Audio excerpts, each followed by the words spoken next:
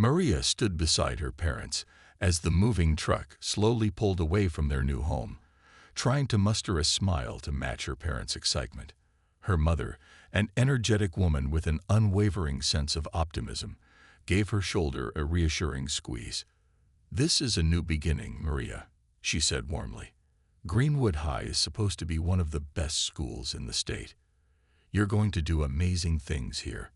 Her father, Officer Daniel Johnson, had recently been promoted and accepted the role of chief of police in this city, a major step in his career. He had always stressed the importance of hard work and justice, and now he was excited to serve a new community. Maria knew this meant a lot to him, and she wanted to share their enthusiasm. Yet, as she glanced around the pristine neighborhood with its identical white picket fences and immaculate lawns, she felt an uneasiness settle over her. This town was a world away from the vibrant, multicultural community they'd left behind. The streets were empty, and the few faces she glimpsed through windows or across yards didn't seem friendly or welcoming. The next morning, Maria adjusted her backpack, took a deep breath, and walked up the steps of Greenwood High School. The school building was imposing, with high brick walls and a grand entrance. Inside, the corridors echoed with laughter and conversations as students clustered by their lockers, chatting and greeting each other. Maria felt her heart pounding in her chest as she navigated her way through the unfamiliar hallways, feeling like an outsider from the moment she stepped in. Despite her attempts to remain inconspicuous, she noticed a few students eyeing her curiously. Her first class was history with Ms. Ashton, a teacher known for her strict demeanor and sharp gaze. Maria took a seat at the back, hoping to avoid any attention. Ms. Ashton, tall and stern with a tightly wound bun, glanced over the class and introduced Maria with little enthusiasm. "Class, we have a new student, Maria Johnson. She's joining us from out of town." The students' reactions were mixed. Some glanced at her briefly, while others whispered among themselves. Maria gave a small, polite nod, trying to ignore the hushed comments and furtive glances. When the lesson began, Maria focused on her notes, hoping to blend into the background. But whispers from nearby students continued, some mocking her clothes, others speculating about her family. She tried to ignore them, but each comment felt like a needle prick, wearing down her confidence. As the bell rang, signaling the end of the class, Maria gathered her books quickly and hurried out, desperate to escape the whispers. At lunchtime, she entered the cafeteria, her tray in hand, scanning for an open seat. She approached a table where a group of students seemed friendly enough, but as she drew closer, the conversations hushed, and they glanced at her with wary expressions. She forced a smile. "Hi, can I sit here?" One of the girls, a blonde with piercing blue eyes, shrugged dismissively. "If you want," she replied without looking up from her phone. Maria set her tray down, but as she tried to join in the conversation, she quickly realized that the others were ignoring her. She could feel their disinterest and, worse, their unspoken disdain. After a few awkward minutes, Maria got up, feeling defeated. She searched for another place to sit but could feel eyes following her, each sidelong glance echoing the same message. "You don't belong here." The whispers felt louder now, cutting into her confidence like sharp edges. She finally found an empty table in the far corner, sitting down alone with her back to the room, her face flushed with a mixture of embarrassment and hurt. Over the next few days, Maria tried to focus on her studies, keeping her head down and avoiding as much attention as she could. But the whispers, the quiet snickers, and the dismissive glances continued to follow her wherever she went. She couldn't escape the sense that she was unwelcome, a constant reminder of her difference in a place where conformity seemed to be the rule. One afternoon, Ms. Ashton assigned a group project, pairing Maria with a few classmates who had made no effort to hide their discomfort with her. During their first group meeting, she could feel their disinterest in her ideas and the way they dismissed her contributions. At one point, one of the boys turned to her with a smirk. "Do you even know anything about this subject?" he asked. Maria swallowed her frustration, fighting the urge to defend herself. She knew that standing up for herself would likely only make things worse. When the project was due, Ms. Ashton barely glanced at Maria's work, dismissing her contribution with a curt nod. "Next time, you'll need to participate more, Maria," she said, her voice cold and detached. Maria opened her mouth to protest, but stopped, feeling her words catch in her throat. The implication that she hadn't done enough stung, especially since she'd put in hours of work, desperate to prove herself. Later that day, Maria found herself in the girls' restroom, her heart heavy. She stared at her reflection in the mirror, noting the tired eyes and the faint signs of defeat beginning to show on her face. She splashed water on her face, hoping to shake off the feeling, but the weight of each day's silent battle was accumulating. As Maria dried her hands, a group of girls entered, laughing and chatting. They noticed her standing by the sink and exchanged knowing glances. One of them, a tall girl with a haughty expression, leaned against the counter, watching her with an amused smirk. "You know," she said, her voice dripping with mock sweetness, "we don't usually get people like you here." Maria felt her stomach churn. She wanted to walk away, but her feet felt glued to the spot. The girl continued, her voice barely a whisper but laced with cruelty. "Just a little advice. Maybe you should try fitting in more. No one likes someone who thinks they're better than everyone else." Maria's face flushed, a combination of hurt and frustration. She couldn't understand why they had singled her out, why her presence seemed to be such a threat. Without a word, she walked out, feeling the sting of their laughter as she left. That night, Maria sat silently at the dinner table with her parents, her mind replaying the events of the day. Her father, ever perceptive, noticed her silence and placed a comforting hand on her shoulder. "How's school, Maria? Are you settling in okay?" Maria forced a smile, nodding slightly. "It's fine, Dad," she replied softly, not wanting to burden them with her struggles. She knew how hard her father had worked to reach this position, and she didn't want to let him down by complaining. But as she lay in bed that night, staring at the ceiling, Maria felt a growing resolve within her. She had always been taught to stand up for what was right, to be proud of who she was. She wasn't about to let a few people's ignorance define her or dim her light. She reminded herself of her family's legacy, of her father's dedication to justice and fairness. She would hold her head high, no matter how difficult it became. The next morning, Maria walked into Greenwood High with a new determination, refusing to let the whispers and the sidelong glances break her spirit. She knew that there would be challenges ahead, but she would face them with courage. She was here to learn, to grow, and to prove to herself and everyone else that she was more than the narrow-minded judgments that surrounded her. The path ahead was uncertain, but Maria was ready to take it, one step at a time. As the days rolled on, Maria clung to her newfound determination like a lifeline. Each morning, she reminded herself of her father's principles, the importance of resilience and pride in who she was. But Greenwood High remained a place where every small difference was magnified, every quiet defiance noticed. It wasn't long before Ms. Ashton, Maria's history teacher, noticed this resilience. Ms. Ashton had made it clear she didn't favor Maria, whether through dismissive looks or cold comments about Maria's attitude. It seemed that each day, Ms. Ashton found something new to critique, whether it was Maria's handwriting, her unfocused demeanor, or the way she wore her hair. Maria's thick, braided hair became a favorite target for Ms. Ashton's disapproval. In one particularly tense lesson, Maria had dared to raise her hand to answer a question. Ms. Ashton's reaction was immediate. "Maria, you seem to think you're quite the expert," she said with a smirk, barely glancing in Maria's direction. "But it's probably better if you let those who actually study history speak." A ripple of laughter spread through the classroom, and Maria felt her face heat up. She looked down, biting her lip to keep from saying something she'd regret. The weight of the students' stares bore down on her, and she could feel their judgment. Despite the tightness in her chest, Maria forced herself to sit up straighter, to keep her head held high, even as Ms. Ashton's dismissive gaze lingered. The humiliation didn't end there. By the time lunch came around, Maria's emotions were frayed. She picked up her lunch tray, hoping to find a quiet corner to escape to. But as she walked through the cafeteria, she noticed a few students laughing and pointing in her direction.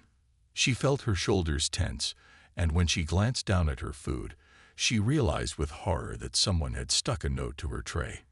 In messy, jagged handwriting, the note read, "You don't belong here." Heart pounding, Maria gripped her tray tightly, willing herself not to cry. She wouldn't give them that satisfaction. But the weight of the words bore down on her, each one sinking deep into her self-esteem, making her question her strength, her worth. The laughter from nearby tables echoed around her, each chuckle a reminder of her isolation in this supposedly welcoming school. Just as Maria was about to flee the cafeteria, a soft voice interrupted her thoughts. "Hey, Maria, are you okay?" She looked up to see Emma, a girl from her English class, standing beside her. Emma's face held a gentle smile, but there was a firmness in her eyes, a silent message that spoke of empathy and understanding. Maria managed a small, grateful nod. "I'm fine," she whispered, though the tremor in her voice betrayed her. Emma's smile softened, and without another word, she gestured to an empty table nearby. "Come sit with us." Emma's friends, Jack and Chloe, waved Maria over. Jack was a tall, easygoing guy with a quick smile, while Chloe, petite and soft-spoken, had a warm, empathetic presence. Maria hesitated, feeling the weight of so many unkind eyes on her, but the kindness in Emma's eyes drew her in. She took a seat, feeling a rush of relief as she set her tray down, grateful to finally have a place where she wasn't under a spotlight of scorn. As they ate, Jack and Chloe talked about everything, from favorite movies to after-school plans, steering the conversation away from the hurt Maria was still feeling. They didn't pry, didn't force her to relive the humiliation. Instead, they gave her a slice of normalcy, a brief reprieve from the taunts and isolation. Finally, after a quiet moment, Emma reached out and placed a gentle hand on Maria's arm. "I saw how Ms. Ashton treated you in class today," she said softly, her voice tinged with frustration. "It's not right. She had no reason to put you on the spot like that." Maria's throat tightened as she fought back tears. "I don't know why she seems to hate me," she admitted, her voice barely above a whisper. "I try to do my best, but it's like, no matter what I do, it's never enough." Emma squeezed her arm gently. "It's not about you, Maria. Sometimes people feel threatened by things they don't understand, or they use their power in ways that hurt others. But that doesn't mean you're in the wrong. Ms. Ashton has no right to treat you this way." Jack nodded in agreement, his expression serious. "And if she keeps it up, we'll be here for you. You're not alone, Maria."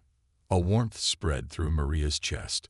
She hadn't realized how desperately she needed to hear those words, how much she longed for someone to stand by her side. For the first time since she'd started at Greenwood High, she felt a glimmer of hope, a small reassurance that she wasn't as alone as she'd thought. Over the next few weeks, Maria found solace in the quiet companionship of Emma, Jack, and Chloe. They became her lifeline, her safe haven in a sea of hostility. Their friendship gave her the courage to keep showing up, to keep her head held high even as Ms. Ashton's criticisms grew sharper and the other students' whispers more venomous. One afternoon, as they were leaving school, Emma nudged Maria with a mischievous smile. "Hey, there's a poetry reading at the local library tomorrow night. They're letting people sign up to read their own poems. You should come." Maria hesitated, uncertainty flickering in her eyes. "I don't know. I've never read my writing in public before." Emma's smile widened, her eyes bright with encouragement. "That's the beauty of it. It's a place where you can be yourself, where you don't have to worry about what anyone thinks. Besides, we'll be there to cheer you on." The warmth of Emma's encouragement, coupled with Jack and Chloe's eager nods, finally pushed Maria to agree. She spent the rest of the evening nervously rehearsing her poem, a piece she'd written about finding strength in solitude, about standing tall even when the world felt like it was against her. The next evening, Maria arrived at the library, her heart pounding as she stepped up to the microphone. The small crowd was filled with friendly faces, people from all walks of life, gathered to celebrate each other's creativity and expression. As Maria read her poem, she could feel the weight of her fears slowly lifting. She was sharing her voice, her truth, and for the first time in a long time, she felt empowered. When she finished, there was a moment of silence, and then the room erupted into applause. Maria's face flushed with a mixture of relief and pride, and when she looked out into the crowd, she saw Emma, Jack, and Chloe grinning and clapping enthusiastically, their pride evident in their eyes. In that moment, Maria realized that she didn't need the approval of her classmates or even Ms. Ashton. She had her own strength, her own voice, and friends who believed in her, who saw her worth even when others didn't. The warmth and acceptance she felt in that room were enough to drown out the negativity she faced at school, at least for a little while. But as the applause died down and she stepped off the stage, Maria couldn't ignore the growing dread in the pit of her stomach. She knew that Monday would bring new challenges, new attempts by Ms. Ashton and her classmates to break her spirit. Yet, as she looked at her friends, she felt a newfound resilience taking root within her, a quiet strength that would carry her forward, no matter how difficult the journey became. And so, with her friends by her side and her voice finding strength in its own truth, Maria returned to Greenwood High with her head held high, prepared to face whatever came next. The following Monday, Maria walked into Greenwood High with renewed confidence. The poetry reading had left her feeling empowered, like she'd reclaimed a piece of herself that the relentless taunts and silent disapproval had nearly stripped away. Her friends had cheered her on, and she felt their support strengthening her every step of the way. But as soon as she entered the school's bright corridors, Maria sensed the familiar undercurrent of hostility and judgment returning, a reminder that her struggle here was far from over. The morning passed in a series of tense classes, each one laced with sidelong glances, mocking whispers, and, of course, Ms. Ashton's icy scrutiny. Despite the lingering effects of the weekend's encouragement, Maria found herself growing weary. The small insults, the dismissive glances, they were like pebbles, small enough on their own, but collectively forming a mountain she had to scale every day. By lunchtime, Maria's resolve was beginning to fray. She met Emma, Jack, and Chloe at their usual table, forcing a smile as she sat down.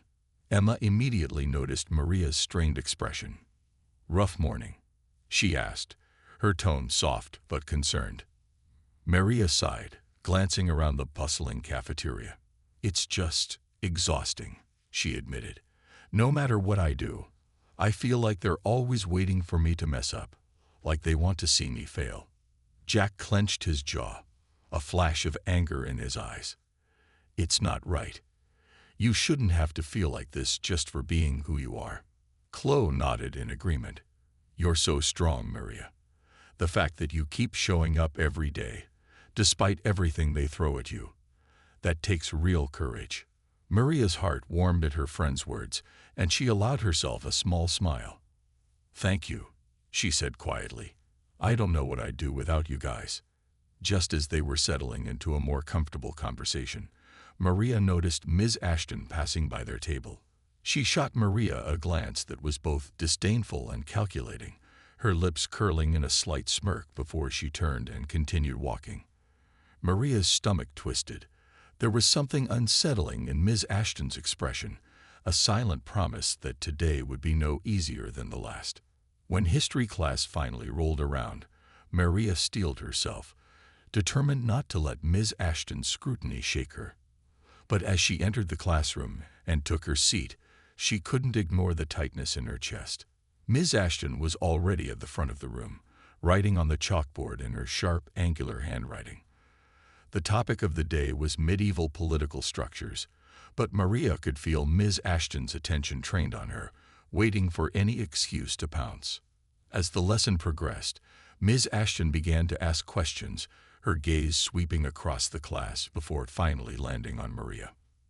"Maria," she said, her tone neutral but with a hint of something sharper underneath, Perhaps you can enlighten the class on the significance of the feudal system."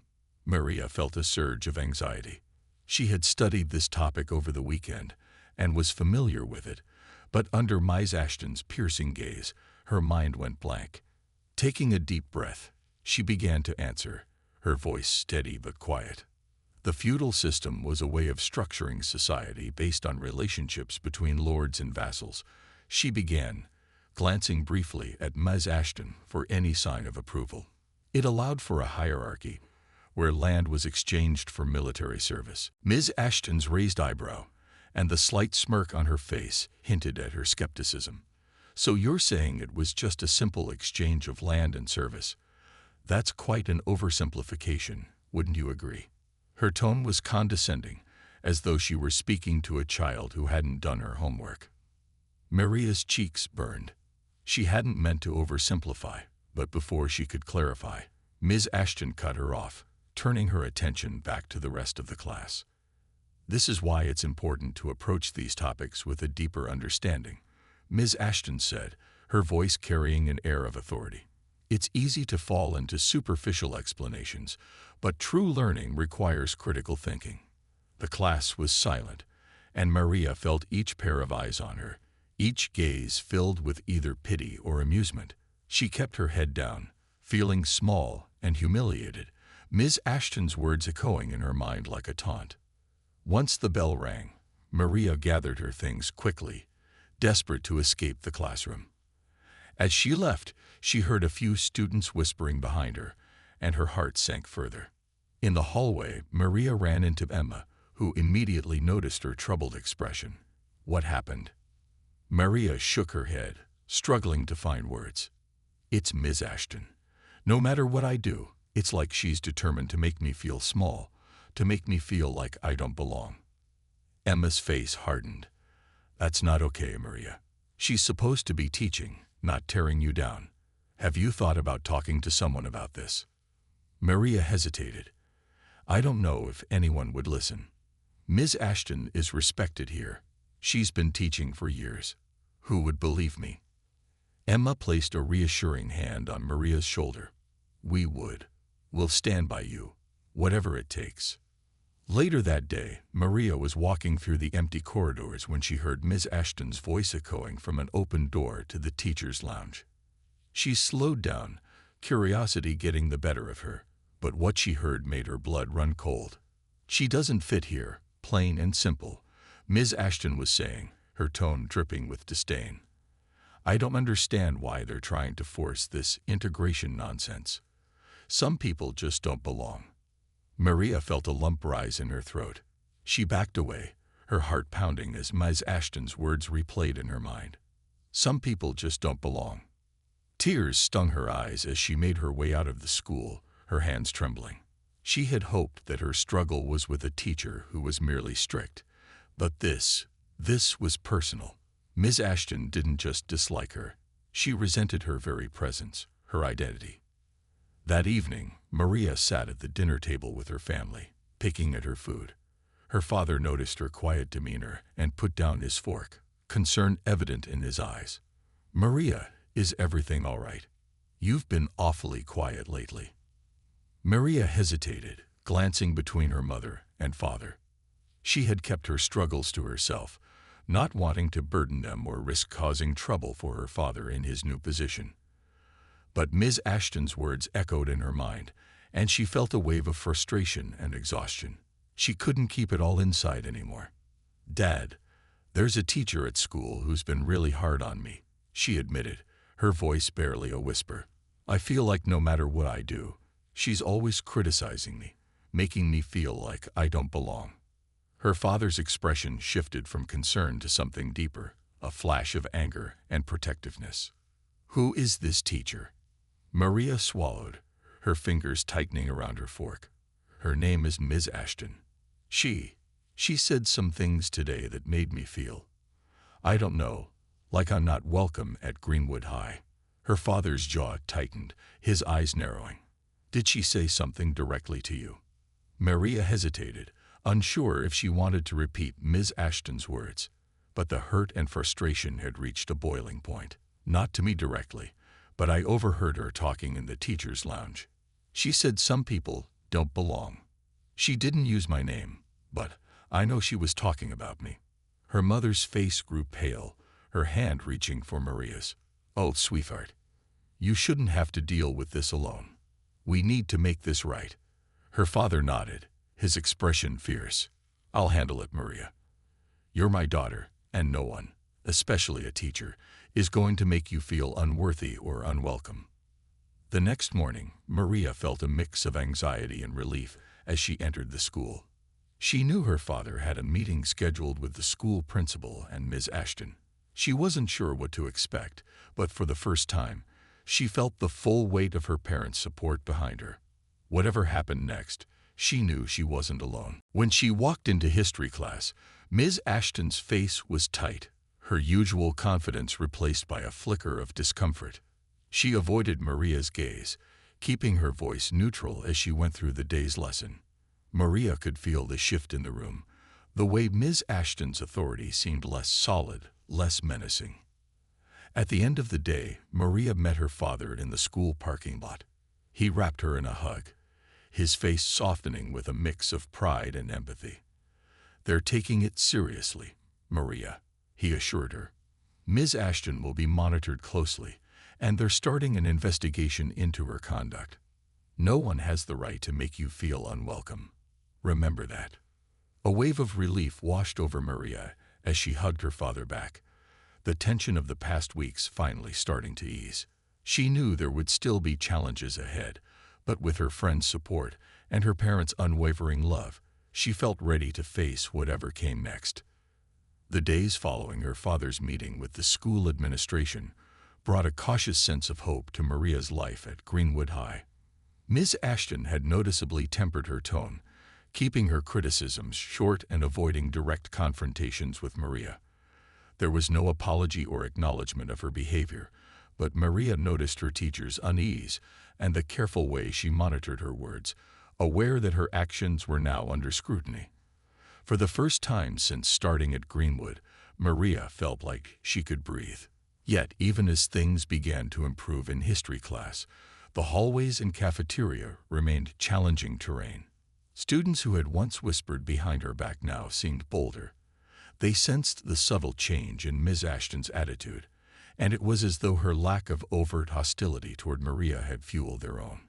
No longer relying on quiet taunts, some students had begun making outright dismissive comments whenever Maria walked by. She knew that Ms. Ashton's disdain had silently empowered others, normalizing the cruelty that had become part of her daily reality. One particular afternoon, as Maria was moving between classes, she noticed a group of girls from her history class huddled by the lockers. They were talking animatedly, their voices rising above the usual hallway noise. As she approached, one of them, a tall blonde named Lindsay, shot her a smirk and whispered something to her friends. They burst into laughter, their eyes following Maria's every move. Maria tried to ignore them, keeping her gaze fixed ahead. But the laughter echoed around her, each mocking chuckle a painful reminder that she was still an outsider. She tightened her grip on her books and quickened her pace, but Lindsay's voice cut through the noise. "Hey, Maria," Lindsay called, her tone dripping with sarcasm. "Aren't you going to say hi to your fan club?"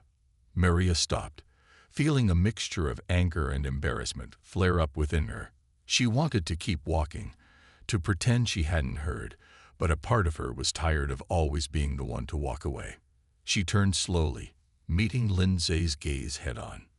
"What do you want, Lindsay?" she asked, her voice steady but low. Lindsay feigned innocence, shrugging dramatically as she exchanged smirks with her friends. "Nothing, just making sure you know how much we appreciate your bravery."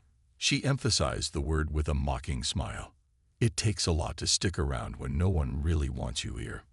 A cold silence settled over the hallway as Maria stared at Lindsay, the words cutting deeper than she'd expected. She opened her mouth to respond, but before she could speak, Emma appeared by her side, her presence a comforting force.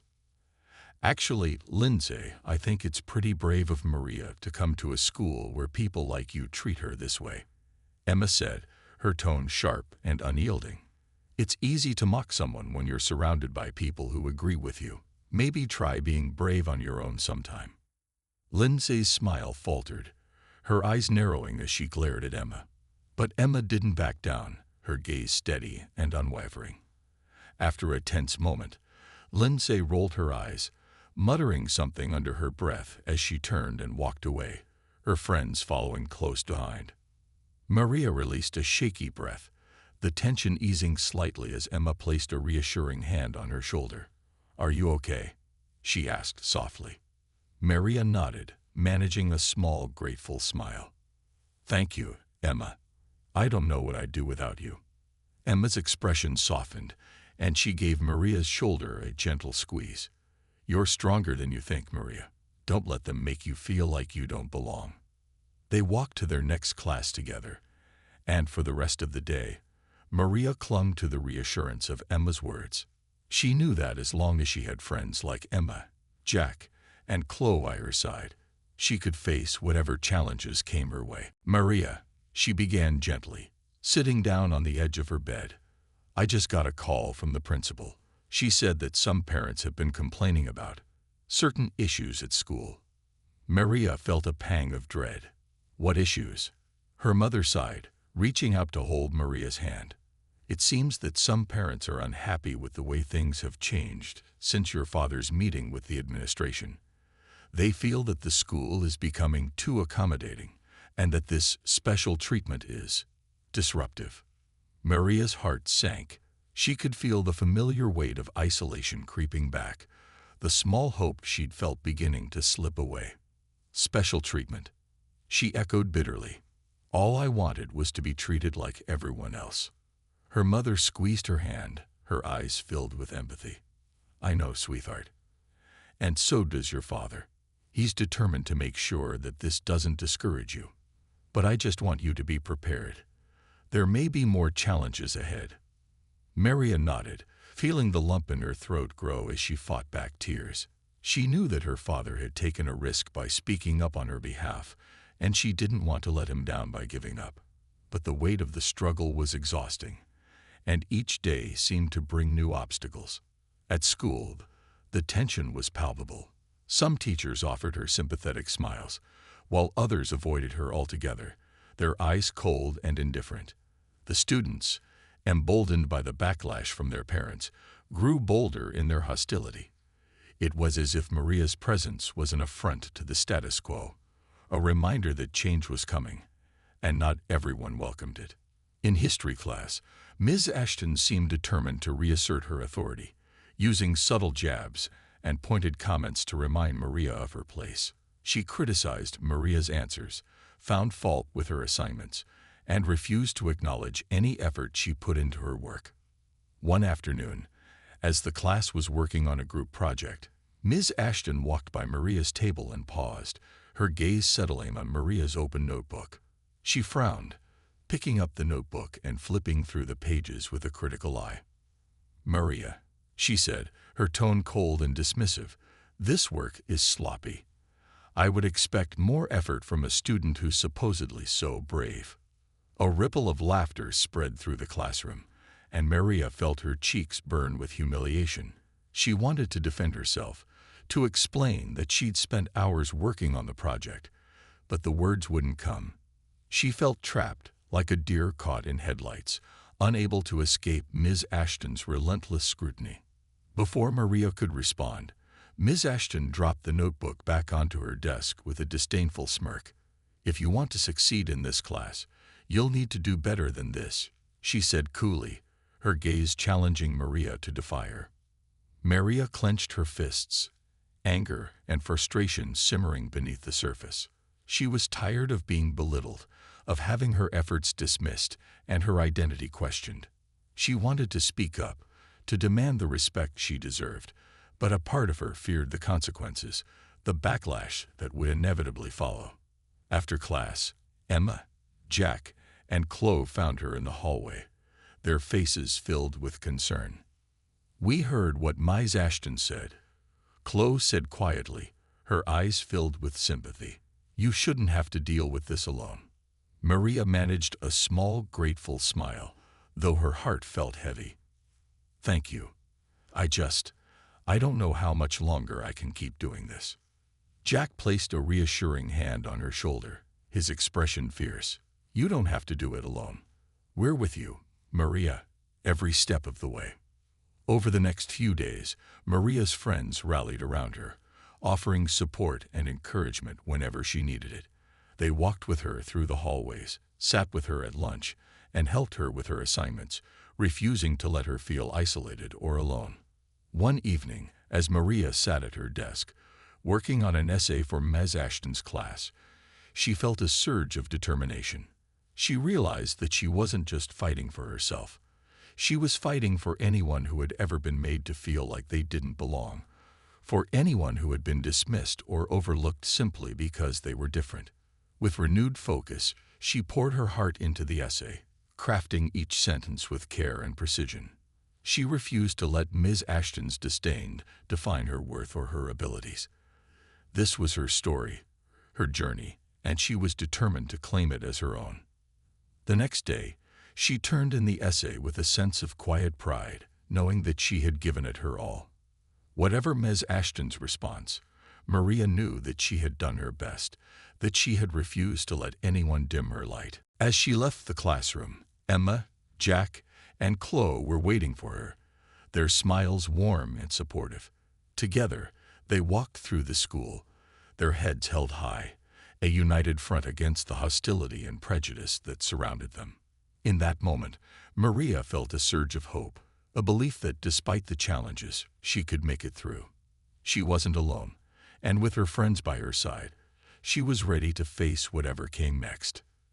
The days passed, and Maria felt a sense of quiet resilience growing within her. Though Ms. Ashton's disdain remained a constant thorn in her side, Maria refused to let it break her. Each morning, she reminded herself of her father's words and her friends' unwavering support. She held her head high, walked confidently through the hallways, and poured herself into her studies, determined to rise above the hostility that surrounded her. But beneath the surface, tensions continued to simmer. The backlash from certain parents, fueled by Ms. Ashton's subtle disapproval, had stirred something dark within the school. Rumors began to circulate, whispered speculations about why Maria was so different and why she had supposedly disrupted the school's sense of normalcy. Some parents even accused her of receiving special treatment because of her father's role as police chief, fueling the resentment that lingered in the shadows. One chilly autumn morning, Maria arrived at school to find something new scrawled across her locker in bright red marker. The word "outside ear" was written in bold, angry letters, its message impossible to ignore. A pang of hurt shot through Maria, but she forced herself to stand tall, refusing to let her tormentors see her falter. She took a deep breath, scanning the hallway for any sign of who might be responsible, but the students around her carried on, as if nothing had happened, their faces blank and indifferent.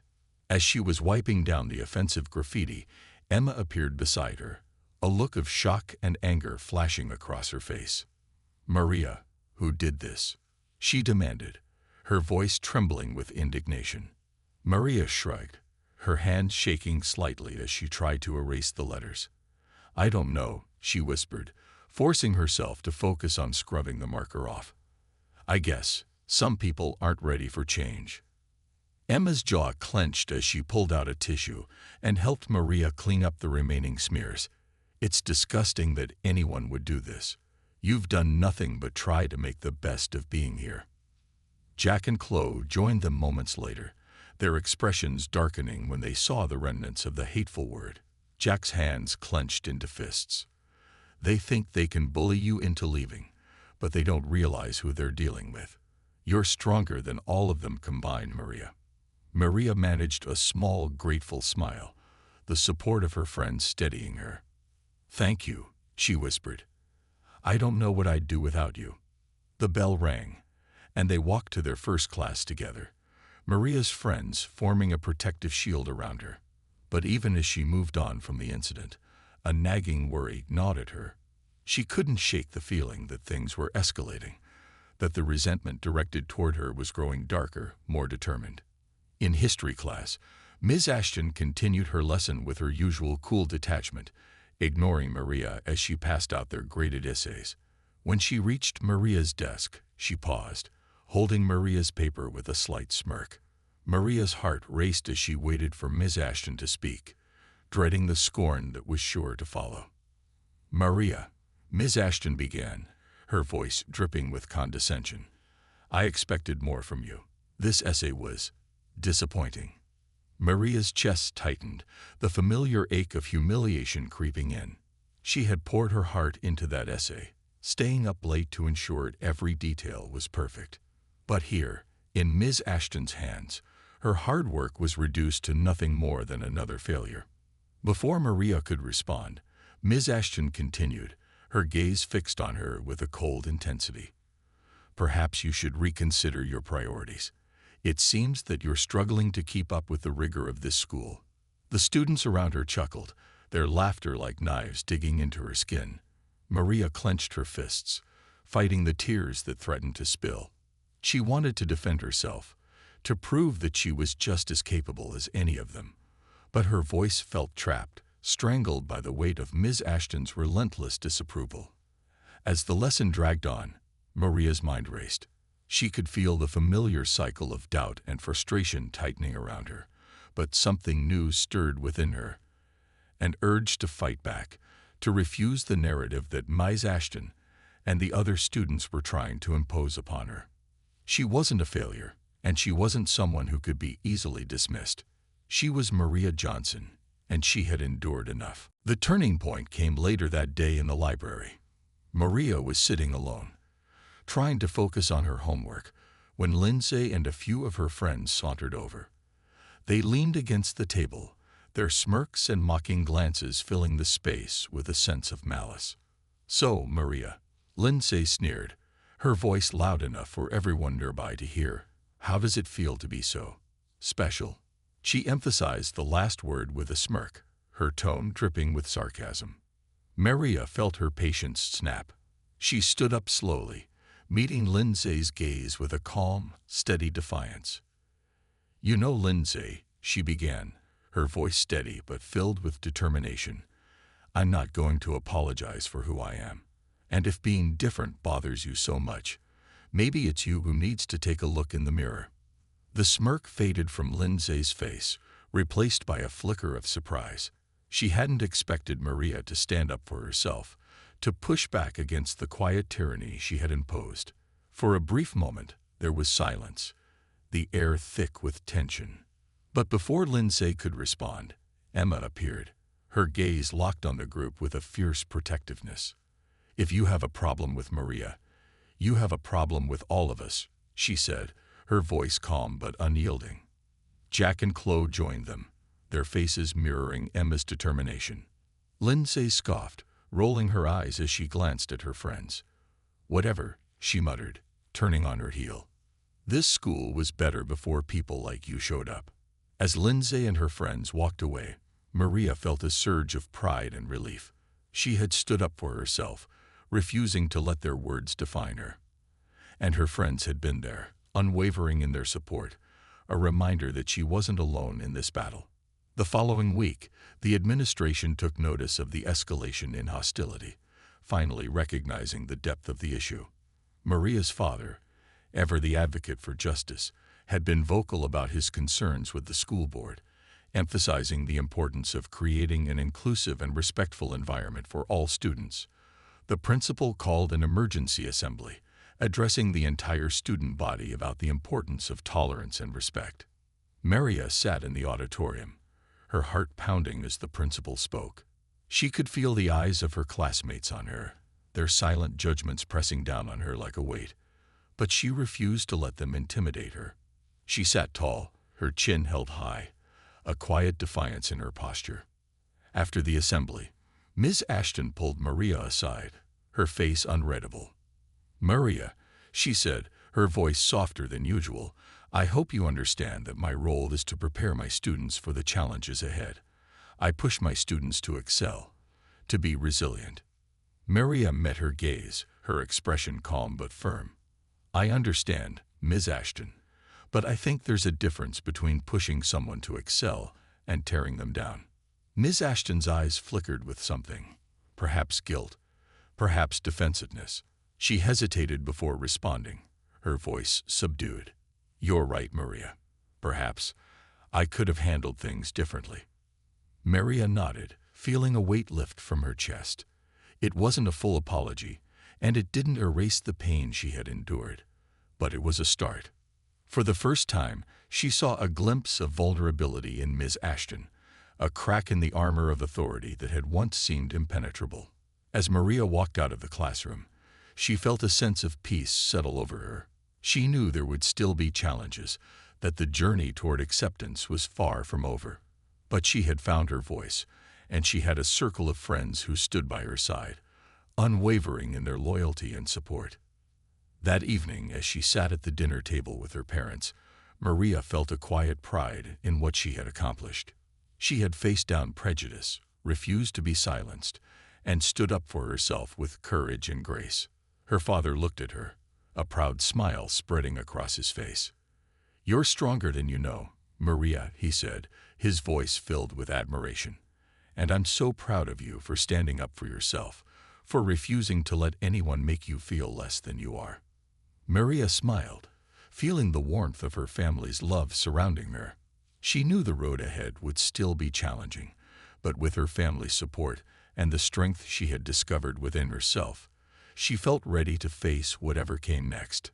And as she lay in bed that night, staring at the stars outside her window, Maria whispered a quiet promise to herself. She would continue to be strong, to be brave, and to rise above the hate that tried to hold her back. Because she was Maria Johnson, and she would not be broken. The final weeks of the semester brought a mix of challenges and small victories for Maria. While the administration's efforts to address the hostility had created a more respectful atmosphere in certain areas, the undercurrent of resentment from some students, and even a few teachers, remained. Ms. Ashton, after her brief moment of introspection, had returned to her usual demeanor, though with a bit more caution. She no longer criticized Maria overtly, but the tension between them lingered, a reminder that acceptance would be a slow uphill journey. Despite this, Maria felt a newfound confidence blossoming within her. She had learned to reclaim her identity, to stand firm in who she was despite the prejudice around her. And her friends, Emma, Jack, and Chloe, remained a constant source of strength, their loyalty unwavering. They'd become her second family, her support system in a school that still held its fair share of adversaries. One crisp winter morning, as Maria walked through the hallways with her friends, she noticed a group of students gathered around a bulletin board, whispering and pointing. Curiosity piqued. She made her way over, her heart skipping a beat as she recognized the flyer pinned to the center. It was an announcement for the school's annual winter debate competition. Emma nudged her gently, a spark of excitement in her eyes. "You should enter, Maria," she said with a grin. "You're passionate, articulate. You'd be amazing." Maria hesitated, her gaze lingering on the flyer. She had always loved debate, but the thought of standing in front of the entire school, especially with the judgmental eyes of her classmates on her, was daunting. She remembered the ridicule she'd endured, the constant scrutiny that made her feel like she was always on the verge of being dismissed or mocked. But as she looked at her friends, she felt a surge of determination. They believed in her, and perhaps it was time she fully believed in herself too. "You know what?" she said, her voice steady. "I'll do it." Emma, Jack, and Chloe broke into smiles, their encouragement wrapping around her like a warm embrace. Together, they helped her prepare, spending hours after school reviewing topics, crafting arguments, and rehearsing responses. They knew the debate would be fierce, with participants from various grades known for their sharp wit and persuasive skills. But Maria felt a growing excitement, a sense of purpose she hadn't felt in a long time. This was her chance to show everyone that she was more than the stereotypes they'd imposed on her, that she had a voice worth listening to. The day of the debate arrived sooner than she'd anticipated. The auditorium buzzed with anticipation as students filed in, filling the seats and murmuring excitedly. Maria stood backstage, her heart pounding as she adjusted her notes, trying to calm the jittery nerves that threatened to overwhelm her. Ms. Ashton was one of the judges, her usual stern expression unchanged as she glanced over the list of participants. Maria caught her eye briefly, a silent exchange passing between them. She knew Ms. Ashton didn't expect much from her, and the weight of that unspoken judgment settled heavily on her shoulders. But then she spotted her parents sitting in the front row, their faces radiating pride and encouragement. Her father gave her a thumbs up, mouthing the words, "You've got this." Maria's heart swelled with gratitude. She took a deep breath, grounding herself in the knowledge that she wasn't alone. Her friends were backstage, her family in the audience. She had everything she needed to face whatever came her way. When her turn came, Maria stepped onto the stage, her pulse racing as she faced the crowd.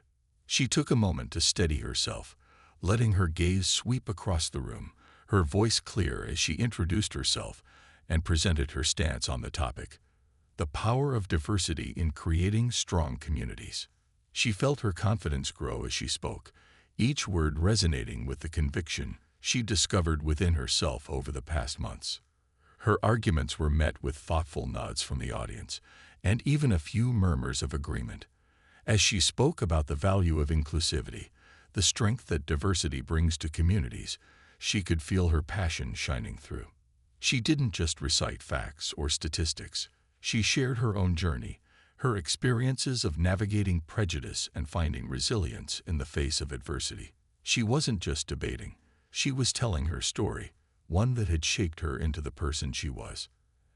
As she finished her speech, the room was silent for a moment before breaking into applause. Maria felt a rush of exhilaration, her chest swelling with pride as she returned backstage. Emma, Jack, and Chloe enveloped her in a group hug, their faces beaming with pride. "You were amazing," Chloe exclaimed, her eyes shining with admiration. "You spoke with so much heart. I think you really reached people." Maria laughed, feeling a weight lift from her shoulders. "I couldn't have done it without you guys," she said, her voice thick with gratitude. "Thank you for believing in me, even when I didn't believe in myself." The results were announced at the end of the event, and Maria placed second, a tremendous achievement given the competition. As she accepted her certificate, she spotted Ms. Ashton watching her from the judges' table. For a fleeting moment, Maria thought she saw a hint of respect in her teacher's eyes, a silent acknowledgement of her effort. It wasn't an apology, nor was it a full acceptance, but it was something. As she left the stage, a few students approached her, offering congratulations and even a few kind words. It was a small gesture, but it marked a shift, a recognition of her abilities, a break in the wall of isolation she had endured for so long. The next day, Maria walked through the halls with a newfound sense of belonging. She no longer felt like an outsider, like someone who didn't deserve to be there. She had earned her place, and she had done it with integrity, resilience, and a fierce determination that no one could take away from her. But the journey wasn't over. While some students had warmed up to her, others still regarded her with disdain, their prejudices too deeply rooted to change overnight. Ms. Ashton returned to her usual cool demeanor, her brief moment of respect replaced by her characteristic indifference. Yet Maria no longer sought her approval. She no longer needed it. The weeks passed, and Maria continued to thrive, her confidence growing with each passing day. She participated in school activities, joined the debate club, and even helped organize a multicultural event, showcasing the richness of diverse cultures. Her classmates began to see her in a new light, not as an outsider, but as a leader, someone with a vision and a voice that demanded respect. And through it all, her friends remained by her side, their bond stronger than ever. They had weathered the storm together, standing united against the forces that had tried to divide them. They had become a family, bound not by blood, but by loyalty, understanding, and an unbreakable belief in each other's worth. On the last day of the semester, Maria stood at her locker, reflecting on how far she had come. She thought of the painful first days, the cruel words scrawled across her locker, the constant battle for acceptance. But now, as she looked around at the students who greeted her with smiles and nods, she felt a sense of peace. She had carved out her own place in this school, not by conforming to their expectations, but by staying true to herself. As she closed her locker, she felt a presence behind her and turned to see Ms. Ashton standing there, her expression unreadable. For a moment, they simply looked at each other, a silent understanding passing between them. "You did well in the debate, Maria," Ms. Ashton said, her voice softer than usual. "You have a lot of potential." Maria nodded, her voice calm and self-assured. "Thank you, Ms. Ashton. I appreciate that." Ms. Ashton hesitated, as if she wanted to say more, but in the end, she simply nodded and walked away, her footsteps fading down the hallway. Maria watched her go, feeling a mixture of closure and relief. She didn't need an apology or an explanation. She had found her own strength, her own resilience, and that was enough. As Maria walked toward the exit, she spotted Emma, Jack, and Chloe waiting for her, their faces lit up with smiles. They hugged her tightly, their laughter filling the hallway as they celebrated the end of the semester and the beginning of a new chapter. Together, they stepped out into the crisp winter air, their laughter echoing through the school grounds. Maria felt a sense of freedom, of lightness that she hadn't felt in a long time. She had faced her fears, stood up against prejudice, and emerged stronger than ever. And as she walked away from Greenwood High, her friends by her side, she knew that she was ready for whatever came next. Because Maria Johnson was no longer an outsider. She was a fighter, a leader, a friend, and no one could take that away from her.